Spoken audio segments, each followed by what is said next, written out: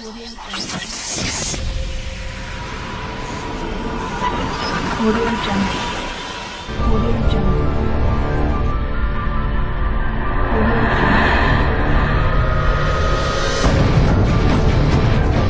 All I'm saying is you can't really put The Toxic Avenger and The Room in the same category as independent films. One you can watch and laugh and be, literally informed, and then the other one you can laugh and still wonder what the hell's going on. But, that's just, like I said, apples and oranges, man. But, oh, hey, let me call you back. I got work to do. Yeah, alright, bye. Hey everybody, Wild Man Wes here, and welcome to day 8 of SHOCKTOBERFEST 2024. Okay, with that phone call, I was letting them know about the review we're doing today. So the term independent films and whatnot gets thrown around a lot. Now there are other terms you could use, really. You could use experimental, exploitation, low budget. At the end of the day, it's something. It's an adventure. An adventure today we'll be taking to 1980's The Forbidden Zone. I had never seen this movie before. I was scrolling through Tubi, and in the horror section, this movie popped up, and I thought to myself, okay, let me give it a shot. Let me just see what happens. Oh boy. I don't know exactly what to think of it. I laughed a lot. Not really a horror film. But let's just talk about it a little bit, and then we'll go from there. What do you say? So this movie is about a house that apparently has a door that sends people to an alternate dimension, full of obscurities, irregularities, psychosexual nature, and just the chicanery of what the fuckery. A family moves into this house, and the daughter goes and decides she wants to go investigate, and she is dropped into this forbidden zone where the king of this dimension has concubines and decides he wants her to join his harem. Well, the rest of the family is confused, not knowing what's going on. They all start eventually traveling down to the Forbidden Zone, and oh boy, people become slaves. People become just fodder. I mean, there's just so much going on in this film, to the point where you find out the ex-queen of the king was imprisoned because apparently she didn't look good enough, and then she gets freed, and then she fights off the regular queen, or the evil queen, whatever you want to call her now. I'm just being honest with you. My brain, literally, I feel like I needed to be on some sort of substance while watching this, because it is so all over the place. I mean, literally, if you didn't have ADHD before watching this movie, you do now. That's all I gotta say. Oh, squirrel! So anyways, we're gonna talk about what I like and what I don't like about this film. And this is going to be very interesting because I'm not sure if there's a lot of people out there that watch this channel that have seen this movie and whether or not they're going to like this episode. I don't know, but I sit before you, a confused but entertained fella. We're going to talk about what I don't like about this film. Let's just be honest. This movie is all over the place to the point where I forgot what the plot was within the first 10 minutes. What I like about this, and the more I think about it of when I was bringing up the concept of the all over the place, like what's going on, acid trip possible movie.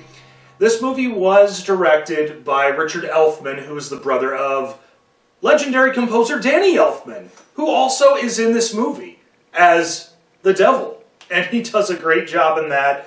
A lot of it, this movie has a lot of lip syncing as well as just like famous songs from probably the past 60 years or so, give or take. There's a lot of jazz in there. There's a parody of Minnie the Moocher in there.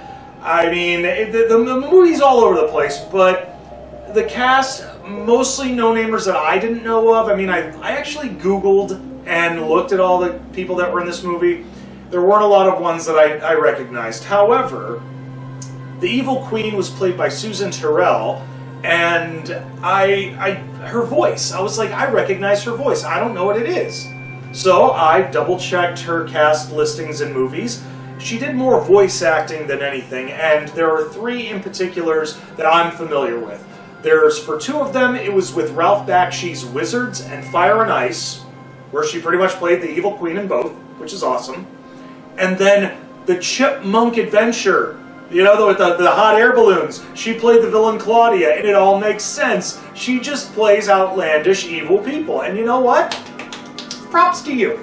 Now, there have been some episodes on movie reviews where I've shaken my finger and talking about movies taking liberties.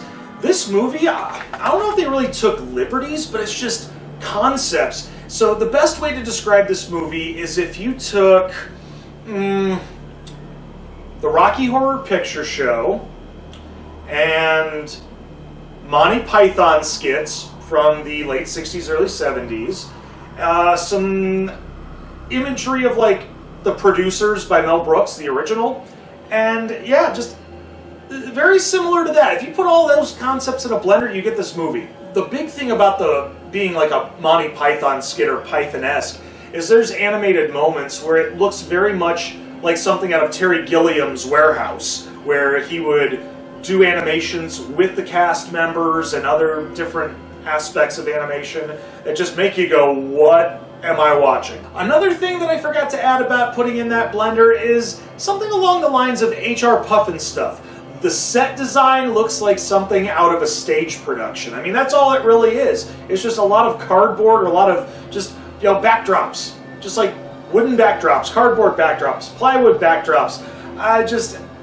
It looks very low budget. And the best part about that is, it's supposed to be that way, and it works. It just works so well. I mean, I guarantee Lloyd Kaufman from Troma probably watches this movie and goes, you know, they're onto something.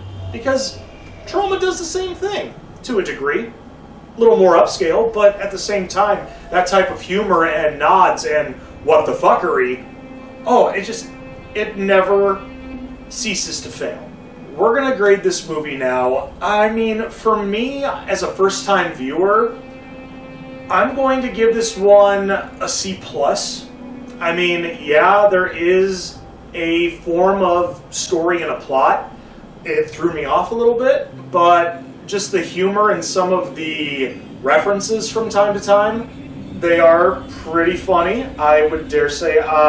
Unfortunately, with what's going on behind me earlier, I couldn't show you a whole lot because there's a lot of suggestive moments, there's a lot of racy moments, there's a lot of nudity, a lot of political incorrectness, so yeah. This was one of those movies like Heavy Metal where I'm treading very lightly because you never know if you talk about something that could get you canceled, and we don't want that, do we, folks? I know I sure as hell don't. But yeah, C+, that's going to be my final grade this time around. If I end up doing a retrospect, the grade might change, but, you know, we'll figure that time when it's necessary. Well, we hope you enjoyed this review, for better or worse. We hope to see you again tomorrow for Day 9 of SHOCKTOBERFEST 2024. Take care, and as always, stay scared. Even if the movie isn't too scary, it just messes with your head. See you later.